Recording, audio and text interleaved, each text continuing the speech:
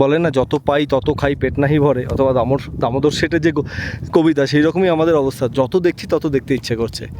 কাছাকাছি দেখতে একই টাইপের বস্তু, বাট প্রত্যেকটার আলাদা সৌন্দর্য, বিলিভ মি, প্রত্যেকটার আলাদা সৌন্দর্য, তাই বারবার দেখছি।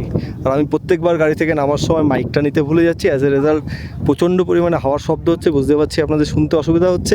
যাই হোক, আমার বক্তব্যতে বেশি কনসেন্ট্রেট না করে যেটা দেখতে পাচ্ছেন, আমি যেটা দেখতে পাচ্ছি এবং সেটাই আপনাদেরকে দেখাচ্ছি, সেটাতে কনসেন্ট্রেট করুন, দেখতে পাবেন যে অসাধারণ সৌন্দর্য।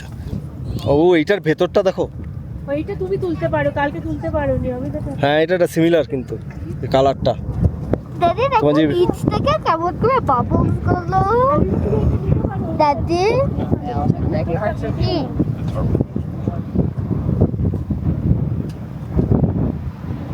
বিউটিফুল। সবচেয়ে বড় অ্যাট্রাকশনের জায়গা আজকের সম্ভবত এখানে। হ্যাঁ হ্যাঁ হ্যাঁ, বাচ্চা কাচ্চা আসিস না বাবা। এটা অ্যাক্টিভ ভলক্যানো যেরকম হয়, এটা সিমিলার। 13ই এপ্রিল দুপুরবেলা একটা বাস্ট হয়েছিল। বাস্ট হওয়ার ফলে এরাপশন যেটাকে বলে আর কি, তার ধাক্কায় এই যে আশেপাশে যত গাছ দেখতে পাচ্ছেন, এত পরিমাণে অ্যাসিড বেরিয়েছিল যে অ্যাসিডে সমস্ত পুড়ে গেছে, ঝলসে গেছে গাছের ভেতরটা পর্যন্ত। শুধু এমন নয় যে গাছের বাইরেটা, গাছের ভেতরটা পর্যন্ত ঝলসে গেছে। আর সানগ্লাসটা পরতে হবে, এই সানগ্লাস পরে নাও।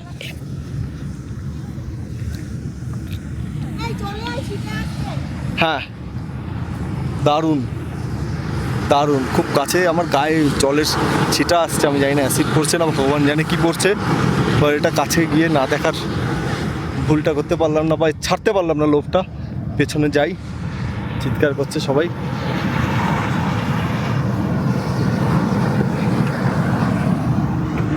বিউটিফুল।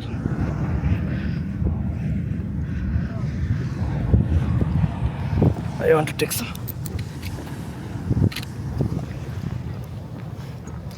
প্রচণ্ড গন্ধ, এমন নয় যে সালফারের গন্ধ বা সালফার ডাইঅক্সাইডের গন্ধ, তার সাথে আরও কিছু। It's active one, few month হয়ে গেছে এটা এরাপ্ট করেছে, তাই এখনও অ্যাক্টিভ। মানে আদার ওয়ে বলা যায় যে এতদিন হয়ে গেছে, এত মাস হয়ে গেছে, 2-3 মাস, স্টিল এটা অ্যাক্টিভ এবং প্রচণ্ড বেগে বেরোচ্ছে। শব্দ 1 মাইল দূর থেকে শোনা যাচ্ছে এবং ছিটছে, আমার সারা গায়ে পড়েছে। আমি জানি না, হোপফুলি নো রিয়াকশান, কিছু না হোক, হলে তখন বুঝে নিতে হবে, কিছু করার নেই। বাট গাছগুলো পুড়ে গেছে গাইজ, লিটারালি জাস্ট পুড়ে গেছে, ঝলসে গেছে। কান্ট হেল্প, এগুলো না দেখে যেতে পারবো না।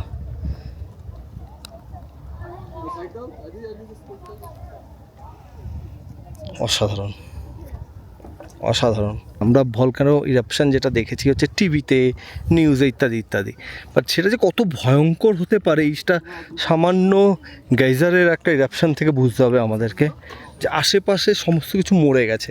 শুধুমাত্র যেইটা বেসিক বেঁচেছে সেটা অ্যালগি, এক ধরনের অ্যালগিগুলো যেটা করে এক ধরনের পোর্সেলিন কাইন্ড অফ কাভার নিজের চারদিকে তৈরি করে ফেলে। এখানে লেখা আছে কীভাবে করে জিনিসটা, তো সেইভাবে ওরা নিজেদেরকে প্রোটেক্ট করে, সেইভাবে ওরা বেঁচে আছে।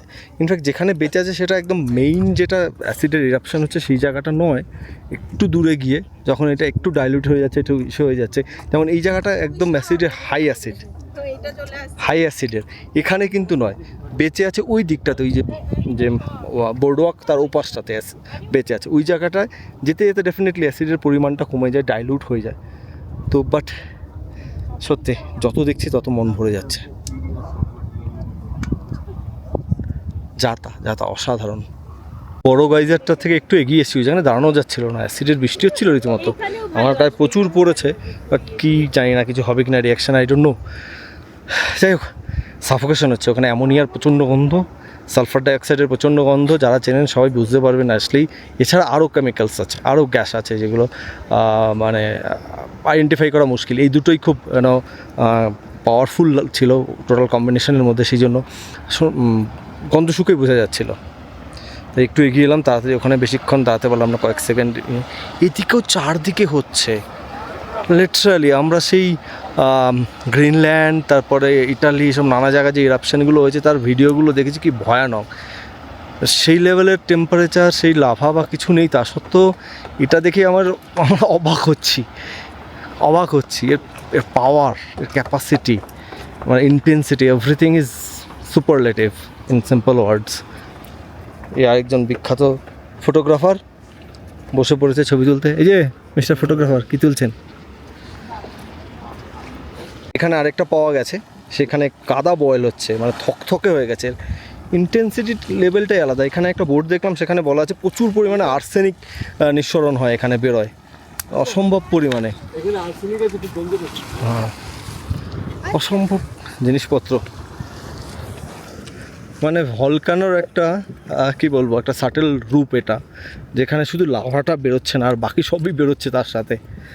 লাভা বা লাভা রক যেগুলো আর কি ফুটন্ত। ওইখানে একটা, ওই যে পাহাড়ের উপরে, মানে পাহাড় ঠিক না, উঁচু, এখানেও ফাঁকে ফোকরে 2-4টে ফুটো ফাটার মধ্যে দিয়ে বক বক বক করে জল ফুটে বেরোচ্ছে। লেভেল ভাই, লেভেল।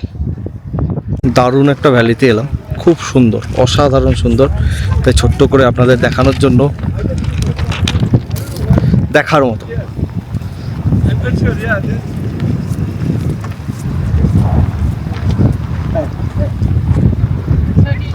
যত দেখবে তত মন ঘুরে যাবে। যত দেখছি তত অবাক হচ্ছে। এই জায়গাটা দেখুন, অসাধারণ লাগছে দেখতে। আমি ওই জায়গাটাতে আবার আসছি, বাট চারদিকটা একবার ঘুরিয়ে দেখিয়ে নিই। এই ঝর্ণার অভাব নেই, ছোট ছোট ঝর্ণা, বাট আসল জিনিসটা দেখাচ্ছি। এটা ছোট ঝর্ণা, এই হচ্ছে আসল জিনিসটা। এখানে পুরো সেডিমেন্ট হয়ে পাহাড়ের উপর দিয়ে যে এত এরাপশন হয়েছে, সেডিমেন্ট হয়ে সাদা, এবং সাদার উপরে লালচে যেগুলো দেখতে পাচ্ছেন, এগুলো হচ্ছে এক ধরনের অ্যালগি। এই অ্যালগিগুলো মানে অ্যাসিডিক পরিবেশে আর কি, হায়েস্ট অ্যাসিডিক পরিবেশে ভালো থাকতে পারে, বেঁচে থাকতে পারে, এবং যেটাকে বলা যায় ব্লুম করতে পারে। অসাধারণ লাগছে, অসাধারণ। আমি আবারও মাইকটা নিতে ভুলে গেছি গাড়ি থেকে নামার সময়, তো ফলে অ্যাজ এ রেজাল্ট আমরা এসে প্রচুর নয়েজ হচ্ছে, বুঝতে পারছি। Sorry for that. বাট দেখুন, আমার কথায় বিশেষ কোনো গুরুত্ব দিয়ে বা কনসেন্ট্রেট না করে শুধু দেখুন, যত দেখবেন তত ভালো লাগবে।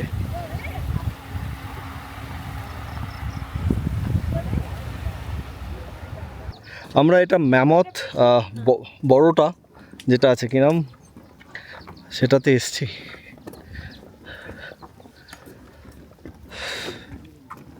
টোটাল ল্যান্ডস্কেপটা দেখে বোঝা যাচ্ছে যে এক সময় এখানে প্রচুর জল বেরিয়েছে। ঝর্ণাটা হচ্ছে পুরো পাহাড়টা বেয়ে ঝরেছে। এই যে এই সেডিমেন্টগুলো দেখলে বোঝা যাচ্ছে যে এখান দিয়ে ঝর্ণা ছিল। মানে এত বড় একটা পাহাড় পুরোটা জুড়ে ঝর্ণা জল ঝরতো।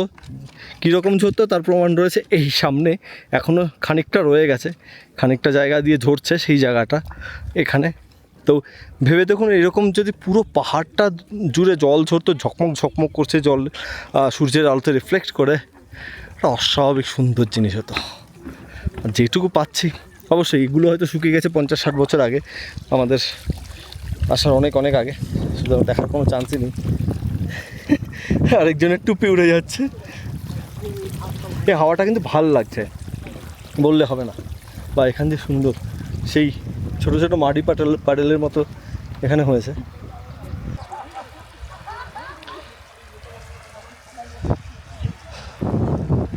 অসাধারণ। মাই গড, কালারটা দেখো শুধু।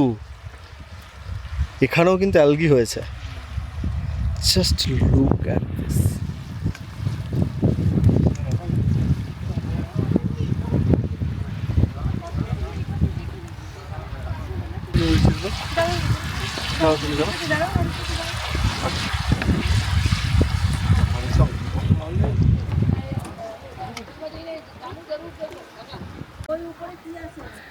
মেইন ঝর্ণাটা,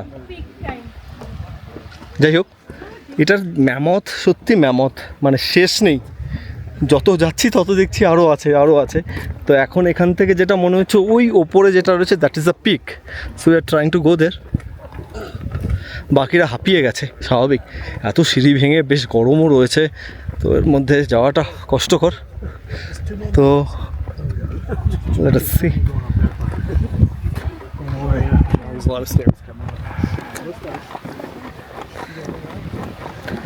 প্রচুর লোকজন। এটা সত্যি ম্যামথ। এই জায়গাটা দেখার মতো হয়েছে, এই জায়গাটা। ও এই লোকটা ডিরেক্ট সূর্যের আলোর এই লোকটা চরম, আপনাদেরকে দেখাচ্ছি, তারপর কিছু ছবিও তুলতে হবে। অসাধারণ লাগছে, জাস্ট অসাধারণ।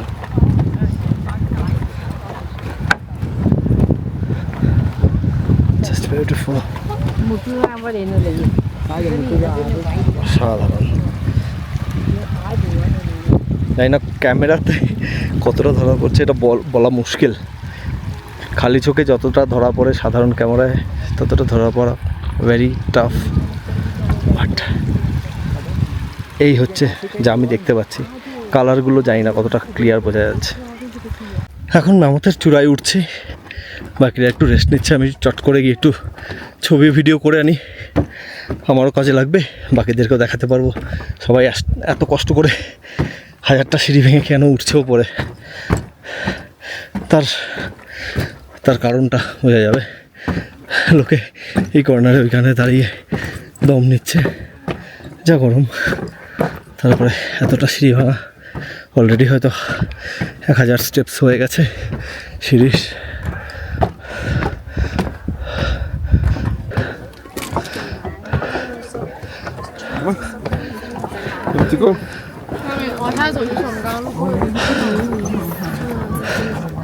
এ হচ্ছে টপ।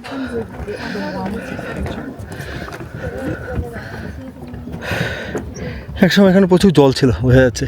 আমরা নিচ থেকে যে জলের প্রপাতটা দেখছিলাম ওইখানে, সেটা দোহার মতো দেখতে পাচ্ছেন, ওখান থেকে ঝরছে ওদিক দিয়ে। যাওয়ার পথে ভাল্লুক দর্শন।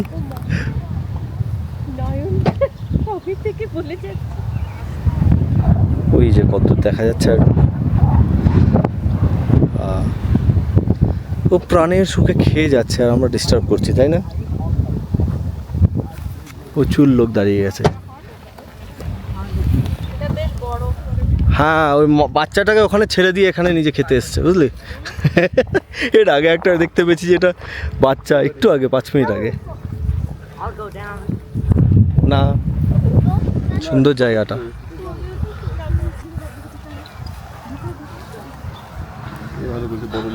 হ্যাঁ, একটি একা বাইসন বেচারা বসে আছে, তাকেও আমরা ছাড়ছি না, তারও ভিডিও ছবি তুলছি। কতদূর দেখা যাচ্ছে কে জানে, বেশ খানিকটা দূর। 500mm লেন্স হলে দারুণ ছবি আসতো। যাই হোক, এই জায়গাটায় সেই ভ্যালির মতো জায়গাটায় বাইসন, ভাল্লুক এখনও রয়ে গেছে।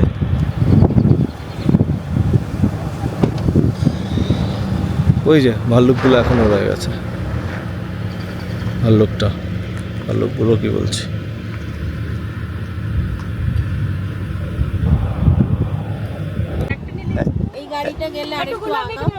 একদম কাছাকাছির মধ্যে বাইসন পেয়ে গেছি আমরা।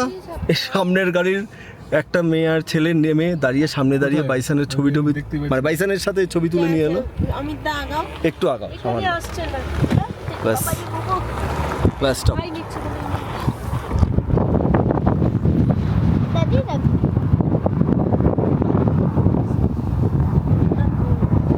হ্যালো, আরে অনেক খেয়েছিস, তোর পেট ফেটে পড়ছে, একটু তাকা এদিকে, একটু তাকা। ওই যে চোখ দেখতে পাচ্ছি আমি। যেখানেই যাই না, প্রত্যেকটা জায়গা ডিফারেন্ট, এত সুন্দর। ওইদিকে মনে হচ্ছে মেঘগুলো ঝরে ঝরে পড়ছে, অদ্ভুত রকম। বৃষ্টি হচ্ছে না কিন্তু ওখানে, কিন্তু মেঘগুলো কেমন খাড়া, স্ট্রেইট আপওয়ার্ডস।